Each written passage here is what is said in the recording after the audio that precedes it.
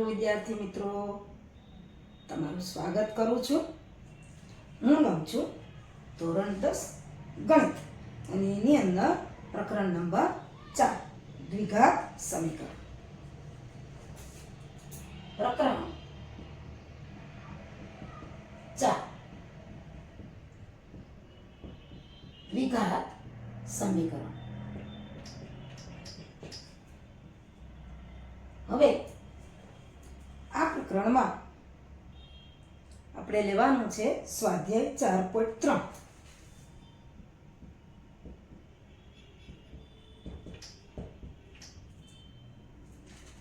એની અંદર દાખલો છે 5મો. તમે તમારું પાઠ્યપુસ્તક ખોલો તો એની અંદર પાના નંબર 41 ઉપર આ ચોથું પ્રકરણ છે દ્વિઘાત સમીકરણ. એમાં સ્વાધ્યાય 4.3 નો 5મો દાખલો આપેલો છે. તો બધા પાઠ્યપુસ્તક ખોલો અને મારી હારવાર રકમ જોતા જાઓ. દાખલા નંબર 5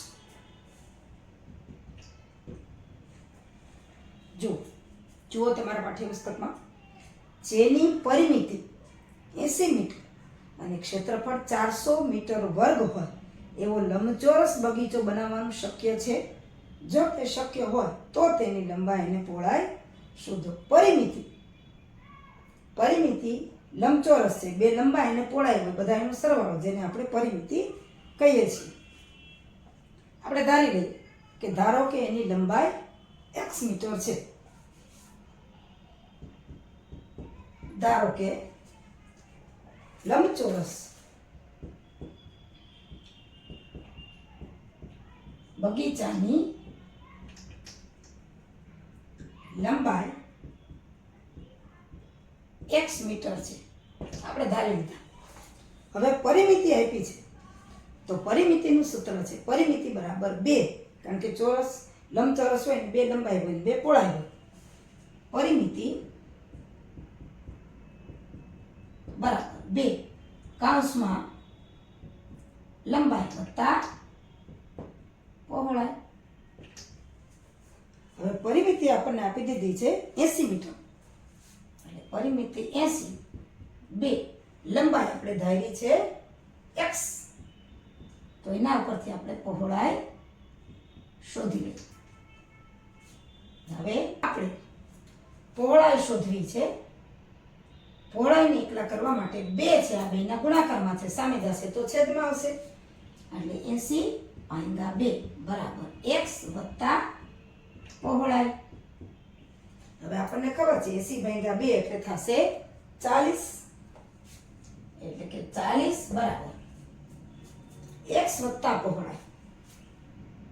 x વત્તા પહોળાઈ. અને હજી આપણે પહોળાઈને સૂત્ર કરતા બનાવીએ તો x આ બાજુ વત્તા છે, સામેની બાજુ જશે તો ઓછા થઈ જશે.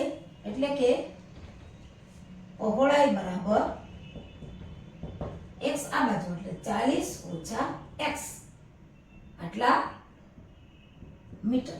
જુઓ લંબાઈ છે x મીટર, પહોળાઈ એવા 40 ઓછા x મીટર. હવે આપણને આગળ કીધું છે કે એનું ક્ષેત્રફળ 400 મીટર વર્ગ છે.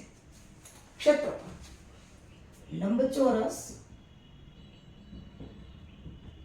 બગીચાનું ક્ષેત્રફળ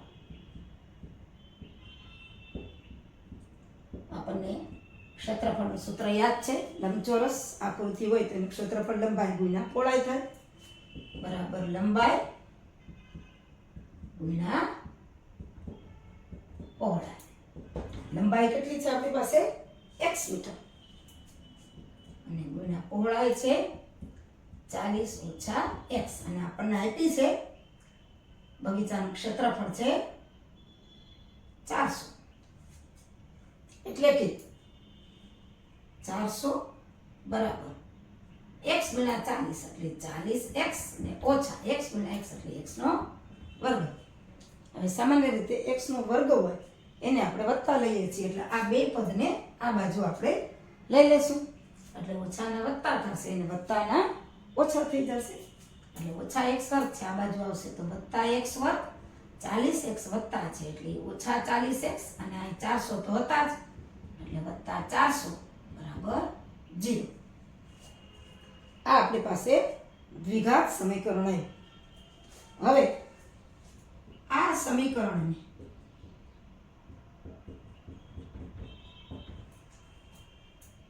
દ્વિઘાત સમીકરણનું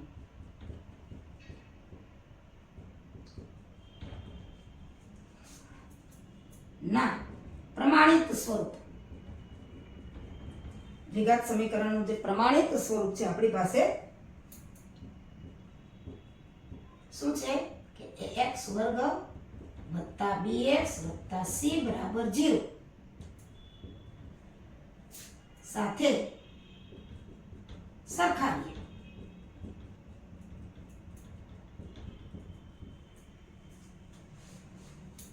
આ જે સમીકરણ મળ્યું એને પ્રમાણિત સ્વરૂપ જે છે ax વર્ગ વત્તા bx વત્તા c સાથે સરખાવીએ અને જોઈએ કે આના બીજ છે એ કેવા મળશે ને એના ઉપરથી આ બગીચો શક્ય છે કે નહીં એ આપણને ખ્યાલ આવશે. અને જે સમીકરણ મળ્યું છે કે x વર્ગ ઓછા 40x વત્તા 400 બરાબર 0 ને આપણે પ્રમાણિત સ્વરૂપ જે x વર્ગ વત્તા bx વત્તા c છે બરાબર 0 છે એના વખતે એની સાથે આપણે સરખાવી લઈએ તો અહીંયા a બરાબર આવશે 1 x વર્ગનો સહગુણક, b બરાબર આવશે ઓછા 40 અને c બરાબર આવે છે 400. તો હવે આપણે વિવેચક જોઈએ. વિવેચક બરાબર b વર્ગ ઓછા 4ac તો એના બરાબર b વર્ગ એટલે ઓછા 40 નો વર્ગ ઓછા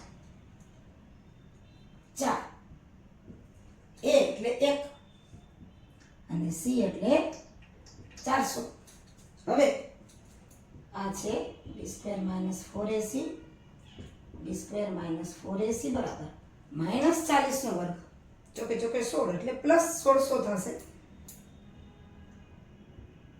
ઓછા 4 4 ને ચોકે ચોકે 16 તો આ પણ 1600 એટલે કે b² - 4ac બરાબર 0 પ્લસ 1600 અને -1600 એટલે બે નીકળી જશે એટલે 0 થશે. જો આપણને ખબર છે વિવેચક બરાબર b² - 4ac બરાબર 0 હોય તો આપણે બની ગયા છીએ કે એક સરખા બે વાસ્તવિક બીજ મળે તો સમાન બે વાસ્તવિક બીજ મળશે. એટલે કે આપણને જે પેલો પ્રશ્ન પૂછ્યો છે કે તેઓ લંબચોરસ બગીચો બનાવવાનું શક્ય છે તો હા, આપેલ માપ પ્રમાણે લંબચોરસ બગીચો બનાવવાનું શક્ય છે. શૂન્ય અથવા શૂન્યથી મોટા હોય તો આપેલ માપ પ્રમાણે બીજ મળે, પણ જો શૂન્યથી નાના હોય તો બીજ ન મળે. પણ આપણે અહીંયા b² - 4ac 0 છે એટલે લંબચોરસ બગીચો બનાવવાનું શક્ય છે. પેલો પ્રશ્ન છે બગીચો બનાવવાનું શક્ય છે તો કે હા, જો તે શક્ય હોય તો લંબાઈ અને પહોળાઈ શોધો. એટલે હવે આપણે આ જે સમીકરણ છે એમાં x ની કિંમત શોધવાની છે. x વર્ગ ઓછા 40x વત્તા 400 બરાબર 0. તો આપણી પાસે હવે આ દ્વિઘાત સમીકરણો પરથી આપણી પાસે સૂત્ર છે બીજ શોધવા માટેનું. એનો ઉપયોગ કરીને આપણે બીજ શોધી લઈએ કે x બરાબર -b પ્લસ માઇનસ √ એટલે કે વર્ગમૂળમાં b વર્ગ ઓછા 4ac છેદમાં 2a. હવે a b અને c ની કિંમત આપણને ખબર છે, એના ઉપરથી x છે એ આપણને મળી જશે. બીજ શોધવાનું જે સૂત્ર છે એમાં આપણે કિંમત મૂકી દઈએ. x બરાબર -b plus minus √ b² - 4ac છેદમાં 2a. તો x બરાબર b છે -40 છે. હવે b વર્ગ ઓછા 4ac એટલે કે વિવેચક છે આપણી પાસે 0 છે 2 એની જગ્યાએ છે 1, એટલે આ પદ છે એ આખે આખું નીકળી જ જશે. એટલે x ની કિંમત ઓછા ઓછા વત્તા થશે, ઓછા ઓછા વત્તા એટલે વત્તા 40 ના છેદમાં 2 એકુ 2, એટલે x બરાબર 40 ભેગા 2 એટલે 20, અને આ પદ નીકળી જાય છે. એટલે આપણે અગાઉ કીધું એમ 2 એક સરખા સમાન બીજ મળશે, એટલે x બરાબર 20. બંને બીજ સમાન છે,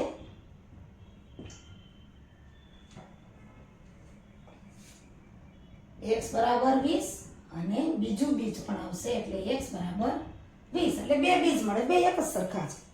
હવે આપણે લંબાઈ અને પહોળાઈ શોધવાની છે.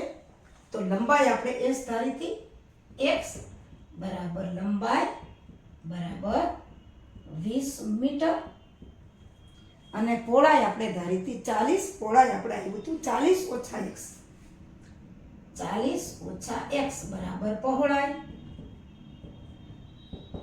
તો 40 x ની કિંમત છે 20 ઓછા 20 બરાબર 20 મીટર. હવે અહીં જુઓ, લંબાઈ પણ 20 મીટર અને પહોળાઈ પણ 20 મીટર. લંબચોરસ બગીચાની લંબાઈ 20 મીટર અને પહોળાઈ પણ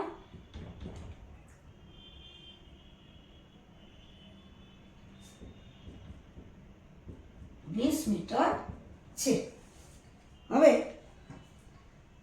આપણો જવાબ સાચો છે કે નહીં જોવા માટે મેં આગળ પણ કીધું એમ કે ક્ષેત્રફળ 400 છે, લંબાઈ ગુણ્યા પહોળાઈ 20 ગુણ્યા 20 મોઢે જ થઈ જાય, 20 ગુણ્યા 20 એટલે 2 દુ 4 ને 2 મીંડા એટલે 400 મીટર, અને પરિમિતિમાં તમે મૂકો તો 20 વત્તા 20 40 ગુણ્યા 2 એટલે કે 80, પરિમિતિ આપણને 80 આપી હતી. એટલે આવી રીતે આપણે આઈના તાળો મેળવીને જવાબ સાચો છે કે ખોટું એ જોઈ શકીએ. હવે જુઓ, આપણને કીધું છે કે લંબચોરસ બગીચો, તો લંબાઈ અને પહોળાઈ બે સરખી છે, તો ખરેખર આ ચોરસ છે, પણ આપણને ખબર છે કે દરેક ચોરસ એ લંબચોરસ તો છે જ. લંબાઈ અને પહોળાઈ આપણે લખીએ